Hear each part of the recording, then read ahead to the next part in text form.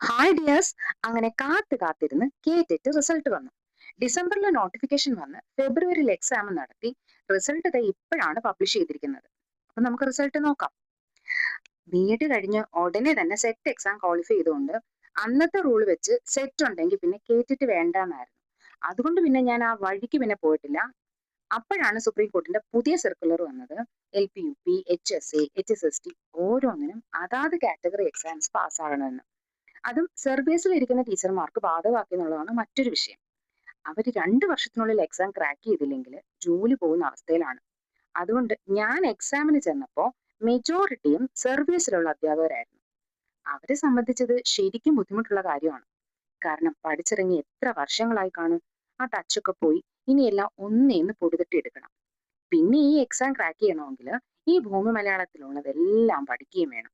എന്തായാലും കേട്ടിട്ട് കാറ്റഗറി 2ഉം 3യും ഞാൻ പാസ്സായി കേട്ടോ.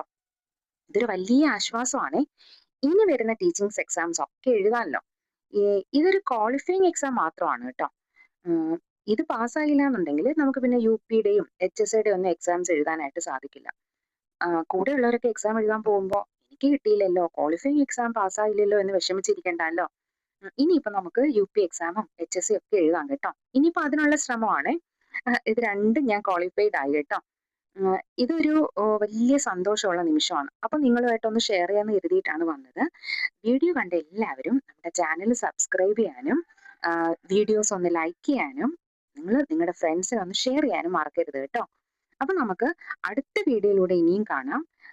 ഇനി കേട്ടിട്ട് കിട്ടാത്ത എന്റെ ഫ്രണ്ട്സ് ഉണ്ടെങ്കിൽ നിങ്ങളും ട്രൈ ചെയ്യുക, തീർച്ചയായിട്ടും കിട്ടും. ഇത് ഒരു വളരെ സിസ്റ്റമാറ്റിക് ആയിട്ടുള്ള ഒരു സ്റ്റഡിയിലൂടെ നമുക്ക് ക്രാക്ക് ചെയ്യാവുന്നതേ ഉള്ളൂ കേട്ടോ. കറക്റ്റ് സിലബസിലൂടെ നമ്മൾ പഠിച്ചു പോയാൽ മതി, ഈസി ആയിട്ട് കിട്ടും. ആരും കിട്ടാത്തവർ വിഷമിക്കേണ്ട. വളരെ പെട്ടെന്ന് തന്നെ നമുക്ക് എക്സാം ക്രാക്ക് ചെയ്യാൻ സാധിക്കും. അപ്പോൾ ഓൾ ദ വെരി ബെസ്റ്റ്.